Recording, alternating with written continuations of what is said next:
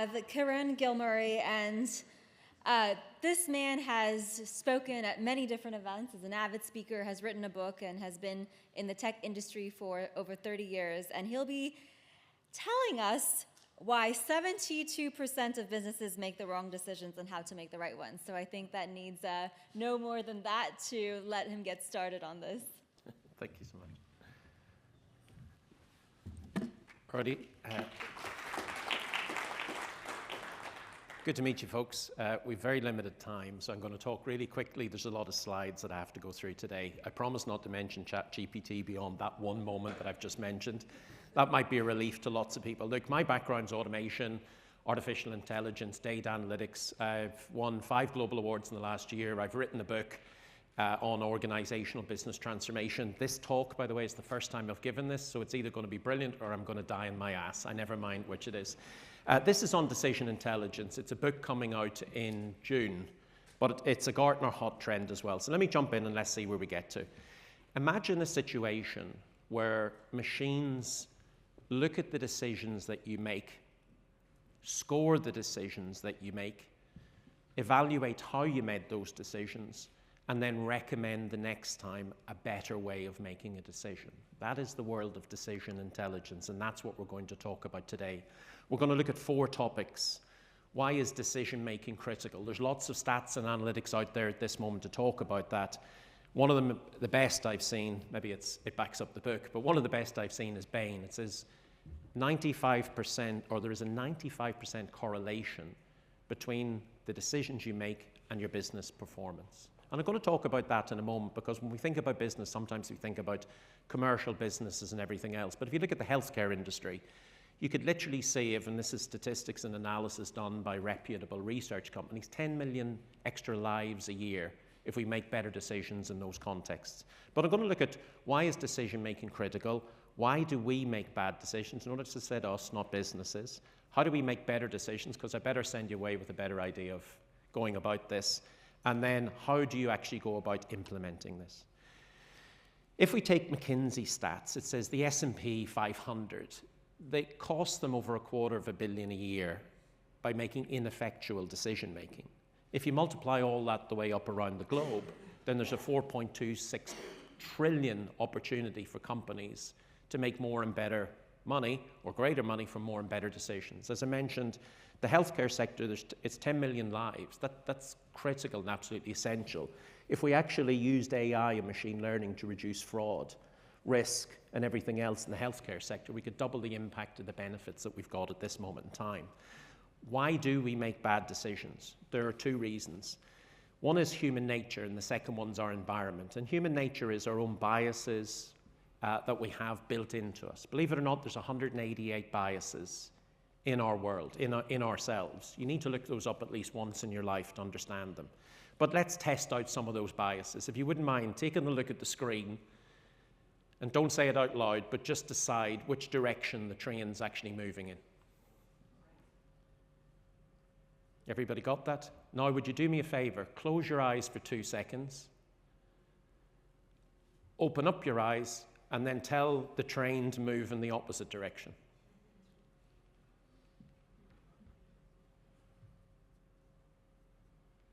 Should start to move. That's us building in or telling us, our brain, what to think and what to do. Another example here.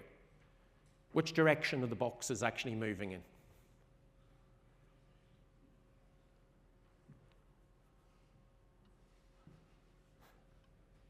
The oddity is the boxes aren't moving at all. This is our brain sees things and tells us things and works out things before our eyes ever can. Now, if we get those types of decisions wrong, because it's gut, it's emotion, it's sunk cost fallacy and everything else, then that can lead to problems. You know, our unconscious bias, and it's nothing against us as humans. We've been around for 300,000 years or millennia. Our brain's only 100,000 years old, but the pace of technology and change and everything else that's happening at this moment in time helps us, or those biases helps us make decisions. 100,000 years ago, if there was a lion or a dinosaur, we had to run or stay. You know, and those things help us, but those also cause us problems. And now we've other problems in the world as well. We've too much information, we've a lack of information, we've got the wrong information, we've got overconfidence. And all these things, as I said, have impacts. And if we admit it to ourselves, very often we make gut decisions. You know, we've got two candidates in a room, we're not too sure who to hire. Actually, they went to school with us, they must be nicer. You know, and that can lead to all sorts of different consequences. Here's one of them, and this is a real-world example, believe it or not. If we make bad decisions, it is business, people. Remember, people leave companies because of bad decisions, bad managers, whatever else. Customers leave companies because of bad decisions. But here's an environmental impact. Real story. So this is peaches grown in Argentina, packed in Thailand, and eaten in the US. You look at this, you go, how the hell could that happen? But that's just an example of bad decision making. I'm sure the people who did it didn't mean to do that, but when you draw it out, it's kind of scary. The second one's our work environment. I probably could add on lots more applications here all day long. I should have put conversational AI in this, or a chatbot as well, but this is the world that we live in. This is what we're doing to the employees who are in our companies, and we're wondering why they're making bad decisions, or gut-based decisions, or using the shortcuts that I mentioned earlier on. They're overwhelmed by data. And this goes to now, if we look at what's happening in the world, our human brains work on a linear plane. They're not getting any better. As much as we think they're the same thing as was around 100 years ago. But data, machine learning, and artificial intelligence, and conversational AI, and everything else in a work environment is moving at a hockey stick. So there's an ever-increasing gap there where our capabilities can't possibly keep up. Now, we've used technology like AI and data analytics and machine learning to catch up or to try and keep up, but it's not working just yet. And then we really don't help our businesses or people in our business. We organize very complex structures. We don't make clear organizational goals or organizational lines. Our cultures lack empowerment very often. We rely on over-consensus. Who has been in those meetings? There's not quite clear what the agenda is. There's only 20 people in the room, only 20. I was in one last week with 75. Then we decide there's not enough people in the room to make the decision, so we organize another meeting, and then we wait till everyone agrees, and off we go. And then we end up with a lack of real debate, or a death by committee, or all sorts of other stuff. But that's a fact, and that's a fact in most orgs. But how do we actually improve these things? So let's talk about the people side of things before I move to decision intelligence and talk about the technological side of things. So the first one is be aware of your own cognitive biases. Look up that thing, you know, there is 188. Look it up, you'll be surprised. I looked at loads of them and thought, yes, guilty of many, and still am. You know, don't confuse good decisions with bad decisions. Believe it or not, a lot of things are down to luck. The only thing we can control is how we go about making the decision and how we assess the decision that we've actually made to determine whether we can make a better one next time. Set clear goals and roles for making decisions. How many of you in the room understand your business's mission and purposes and values, what the North Star is, what your contribution is to that actual outcome? And if you're managing teams, are they absolutely crystal clear? If I went to everyone in your business, do they know what's important? Do they know what success looks like, and do they know how to get there? This is something we're very poor at. We make a decision and then we never revisit it. So what about measuring and monitoring the decisions we make and learning from the decisions that we actually make, and then putting that data back into the next time we decide something? Very often we just bring the data we need to reinforce the opinion that we got or the thought that we wanted. How many of you bring in someone to play the role of someone who's contrarian or going to contradict the decision or tear the decision apart? There isn't a meeting that I don't go into where I have someone in my team playing that role, or more than one person. But what if that doesn't make sense? Well, what if we did this? I also bring in a lot of data as well into the meeting, not so much to confuse, but as long as I have the right information with the right person, set at the right level of the company, making the right decision, and we try and tear that apart, and we look at past decisions, and we monitor and we measure those, then as an individual, a team, or a group, I'm more likely to get the decision right. Doesn't mean it's going to be perfect, but I'm going to be more right than rocking up in a room. And how many of you turned up not knowing what the agenda was about? How many of you turned up not reading the materials that have been prepared, or very often not prepared for the meeting? How many of you made decisions that have huge financial and people consequences without revisiting the decisions that you actually made in the past to determine whether successful or not? I think that would expose a lot of us if we monitored 12 months down the line how our decisions turned out and how we got to that place. That's the human side. Now let's look at the data and analytics side, because we're driven by technology. Someone said software is eating the world. Well, technology is probably eating the world. All our businesses are technology businesses these days, in whatever shape, form, or other that you want. So we may as well use technology to help us make sense of the world that we're in and turn what usually is in existence at the moment. A lot of people doing a lot of mundane stuff, not adding a lot of value, and getting out of bed on a Monday morning, go, my God, why am I doing this again? And processing a lot of stuff to get them to do more intelligent work. So what if we augment and automate and support their decision making with better technology like RPA, conversational AI, or conversational business applications? And I'll explain what those are in a moment. But this is what we got in our orgs at the moment, or this is what's been delivered to date. So on the left-hand side, you'll recognize task automation and process automation, which is APIs, RPA, workflow technologies. Those have existed for some time. On the right-hand side, you have descriptive analytics. In other words, I'm using data analytics and tooling to understand what happened in the past, describe it. How many did I sell? How many do I buy, or whatever else?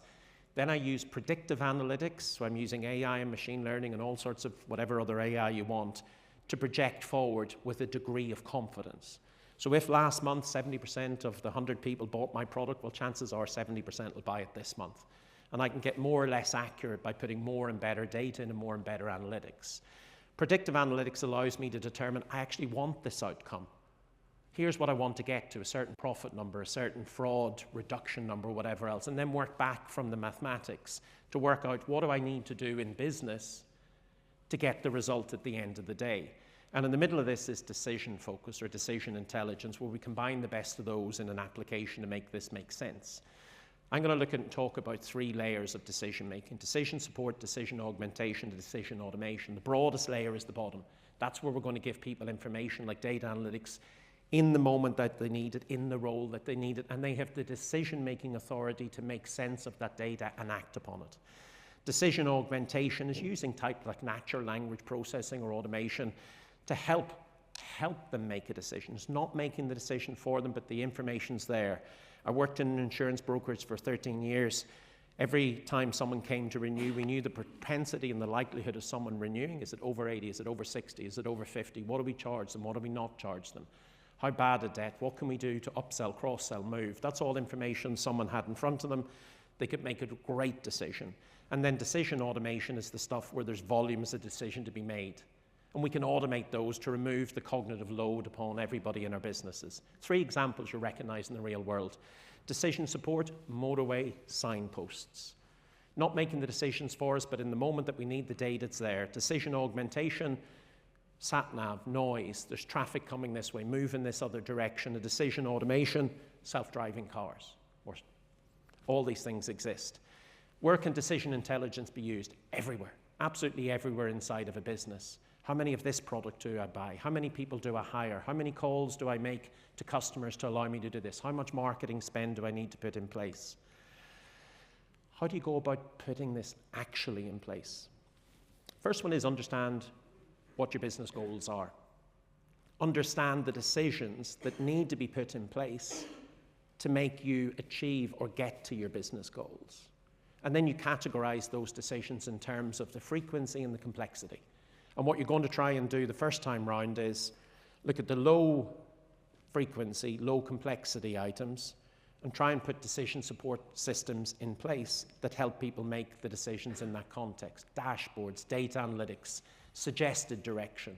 Remember, go back to the motorway sign so they know what to do, but they're making the decision. The second one is decision augmentation.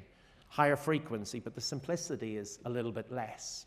So again, what you want to do is put in front of individuals dashboards with data and analytics and insight and recommendations, if you notice the bottom right-hand side.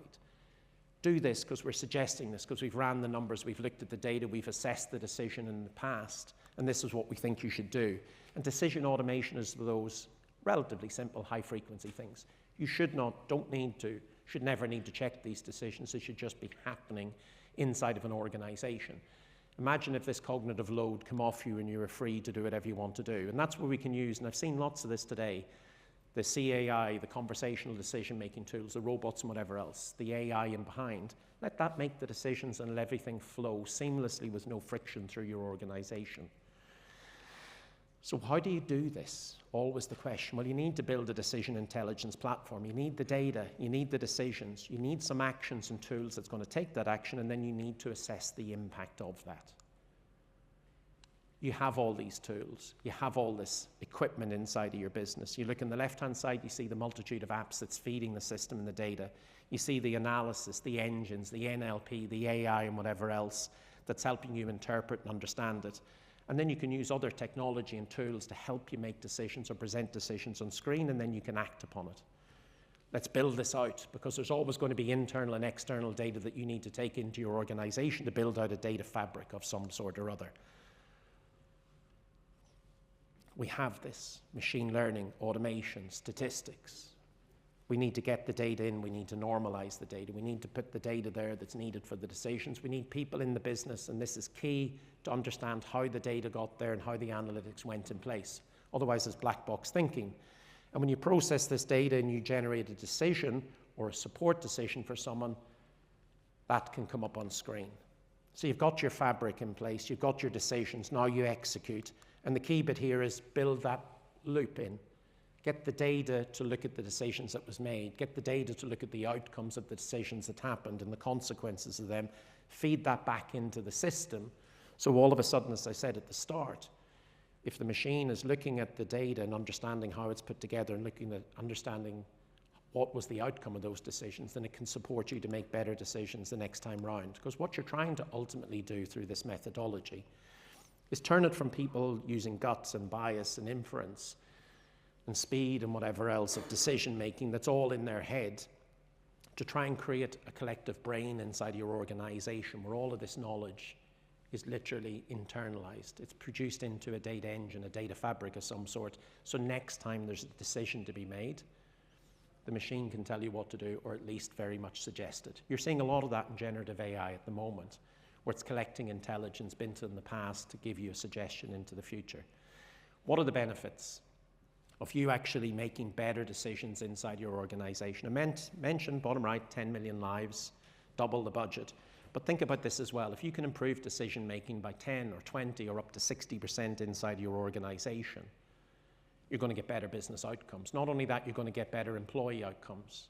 Heard in the last talk, people are actually happier now, not less happy in work, because automation and conversational agents and Tracy or whatever else is helping them do things. Your customers will be a lot happier as well. So the employee and personal experience will be a lot better. So what are we trying to transform from? People making decisions supported by machines to an era of people making decisions guided by people. Where do you begin? 5 steps. Assess and score your decisions inside your organization. Work out what are the key decisions you need to make. Start making changes now. Make people aware of the cognitive biases. Organize your meetings better. Assess and score the outcomes of decisions that you've made in the past. Get the data and the decision making into the hands of people who can make great decisions. And those people are usually right beside the moment where these things need to happen, and very often we block them or we stop them from having data that allows them to do something slightly better. And then use the technology you got. The conversational business applications like Druid AI offer inside of the room, the RPAs of the world, the CAIs, the ALs and machine learning to allow you to implement this decision-making machine. Oh, one thing I do want to say though, just out loud, might not go back. This isn't just about technology, and I heard it from the last speaker as well. Make sure you involve your people in these projects at the same time, and then run a really great change management program to convince people that this makes sense, to work with them to understand the importance of the technology, the impact of the decisions that they made, and bring them on the journey. Because too often we hear about jobs getting killed, removed, died, or we add stuff on top and we don't listen to the people who are actually inside of the room. That takes time, that takes management. I think we're out of time for questions, but I'll leave it to you. One quick one. Yep, okay. Anybody got any questions? That's a lot thrown at you in the last couple of moments.